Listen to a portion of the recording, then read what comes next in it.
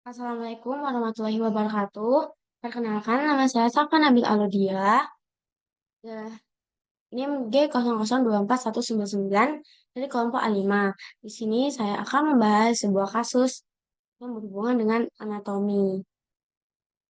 Yaitu kasusnya, seorang wanita merasa nyeri pada punggung.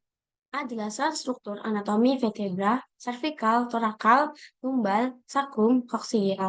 B. Jelaskan muskuli penyusun regio-dorsum. Nah, yang pertamanya ada vertebra. Vertebra itu kolumna vertebralis, 7 vertebrae cervical, 12 vertebrae thoracica, 5 vertebrae lumbal, serta 2 bagian sinostatik, os sacrum dan os coccygeus.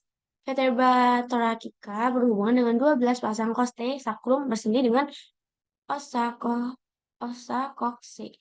Ini gambar vertebranya ada vertebra cervical, vertebra thoracica, vertebra lumbal, dan sacrum. Nah, yang pertama itu ada cervical, yaitu ada V yang ciri-cirinya itu ada VC1. VC1 ini mempunyai ciri-ciri yaitu atau os atlas, dia itu tidak mempunyai eh, dia tidak mempunyai corpus dan processus spinosus, tapi dia mempunyai fovea dentis. Ini di sini ada arcus dan lain-lain. Nah, yang di sini ada VC tipikal, yaitu dia mempunyai ciri-ciri processus transversus, memiliki foramen transversarium yang dilewati oleh vena vertebralis. Lalu korpusnya itu kecil dan lebar, spinanya kecil dan bifida, lalu foramen vertebralnya itu besar. Ini ciri khas. Foramennya itu besar dan berbentuk segitiga. Ini. Lalu ada VC7, yaitu prominent. Dia mempunyai ciri-ciri prosesus spinosus yang paling menonjol. Lalu ada prosesus transversarium paling besar, tapi foramennya itu kecil. Dia dilewati oleh vena vertebralis. Transversarium ini arcus ini spinosus. Nah, lalu ada VC2. VC2 ini ciri-cirinya memiliki dens atau prosesus odontoideus, apex dentis, dan facies articularis anterior. Lalu ada prosesus spinosusnya itu besar, kuat, dan bifida. Ini apexnya. Ini mulai. Nah, itu ada torakal. Torakal ini dia tuh mempunyai ciri-ciri juga yang kayak khas gitu. Yang pertama itu korpus pada torakal berbentuk, aduh, typo, maaf, ini harusnya jantung. Ini berbentuk seperti jantung, ciri khasnya. Lihat. Lalu foramen pada torakal vertebralnya itu kecil dan bulat. Ini, lalu ada ciri khasnya juga, proses spinosusnya itu panjang dan miring ke bawah. Itu lumbal. Lumbal dilihat dari cranial dan ventral pediculus arcus vertebrae secara proporsional sangat besar dibandingkan dengan ukuran vertebra lumbalis. Di aspek lateral arcus terlihat berbagai tonjolan, proses kontales, aksesori, mamilares, dan articularis superior dan inferior, serta prosesus spinosus yang kuat di posterior. Jika dilihat dari sisi ventralnya, vertebra lumbalis ini memiliki badan yang besar dengan permukaan intervertebral atas yang bawah mencolok facies superior dan inferior. Permukaannya itu sendi superficialis meluas melewati bagian kranial dan caudal corpus vertebrae. Ini gambarnya bisa dilihat. Lalu ada sakum. Nah, sakum ini pada terbagi menjadi dua, yaitu facies pelvinal, lalu ada facies dorsalis. Nah, pada permukaan memperlihatkan tepi-tepi vertebra sakral yang bersatu dan foramina sakral anterior yang berpasangan. Tempat cabang-cabang nervus spina keluar. Pas lateralis ossacrum terletak lateral dari foramina sacralia. Terlihat dari atas, basis osis seri adalah permukaan kontak untuk diskus intervertebralis dengan vertebra lumbalis vena diskus intervertebralis. Ini meluas ke pelvis dan bersama dengan cincin anterior basis osis sakri. Diberi nama promontorium ini. Lalu lateral dari basis osis sakrinya alai osis sakri meluas sebagai bagian kranial dari partes lateral. Terletak posterior dari basis adalah kanalis sacralis yang berbentuk segitiga dan lateralnya adalah processus anticularis superior untuk persendian yang vertebra lumbalis vein.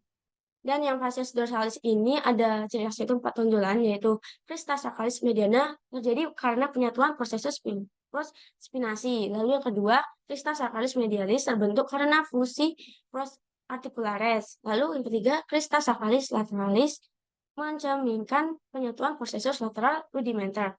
Yang keempat, crista sacralis mediana yang berakhir di atas hiatus sacralis yang mencerminkan lubang caudal canalis vertebralis. Ini bisa dilihat gambar. Ini tonjolannya, yang ini ada promontoriumnya. Next, itu koksigel. Koksigel ini terlihat dari ventral cranial coccygeus berbentuk dari 3 sampai 4 vertebra, tetapi dapat juga terbentuk dari 5 vertebra rudimenter seperti terlihat di sini ya di gambar. Os coccygeus lalu os coccygeus terhubung ke os sacrum melalui cornua coccygeus dan corpus vertebra rudimenter. Ini 1, 2, 3, 4, 5 vertebra coccygeus. Lalu dilihat dari dorsal caudal, ukuran vertebra coccygeus ini berkurang dari kranial ke caudal. Dari semua vertebra coccygeus, hanya vertebra coccygeus 1 yang strukturnya mirip vertebra tipikal. Ini.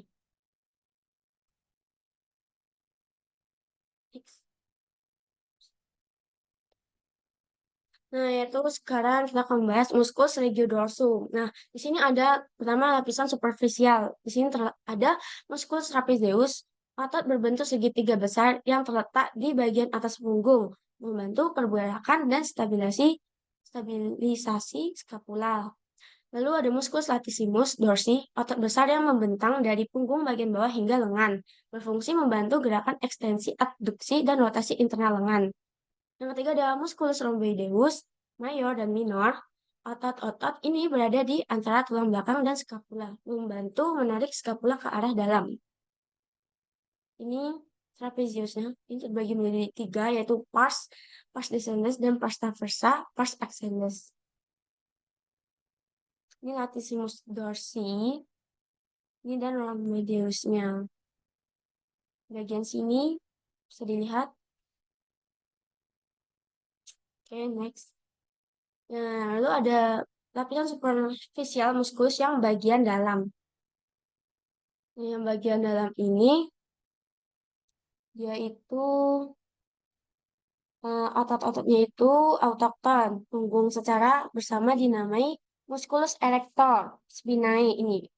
Muskus ini dibagi menjadi traktus medial dan lateral. Setiap traktusnya itu terdiri dari sistem yang berbeda. Lalu musculus erector ini terbentang dari os sacrum ke os occipital. Ini gambarnya. Ini ada musculus. Oke. Lalu ke lapisan yang terakhir yaitu lapisan dalam musculus. Nah, di sini itu musculus trapezius diangkat. Nah, terlihat musculus levator scapulae, rhomboideus minor dan rhomboideus mayor di sisi kanan musculus levator. Nah, lalu musculus rhomboideus minor dan musculus rhomboideus mayor memfikasi skapula ke toraks dan menariknya ke arah tulang belakang. Muskuli serrati posterior superior dan inferior menjadi terlihat.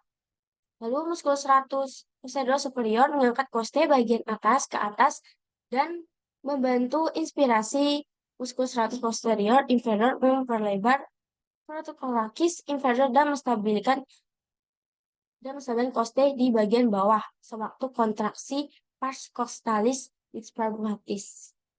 Ini rhomboideus ini muskulus serratus posterior inferiornya dari sini. Ya, lalu ini posteriornya, posterior superior di bagian atas juga dibagi menjadi 3. Ini yang levator scapulae, ini rhomboideus minor, dan ini rhomboideus mayor. Nah, lalu ada fascia, ini fascia thoracolumbalis yang merupakan suatu aponeurosis yang padat. Ini, bisa dilihat. Oke, next. Eh, Sekian penjelasan dari saya. Mohon maaf bila ada salah atau salah kata pengucapan dan dalam pengetikan PPT. Mohon maaf. Sekian dari saya. Wassalamualaikum warahmatullahi wabarakatuh.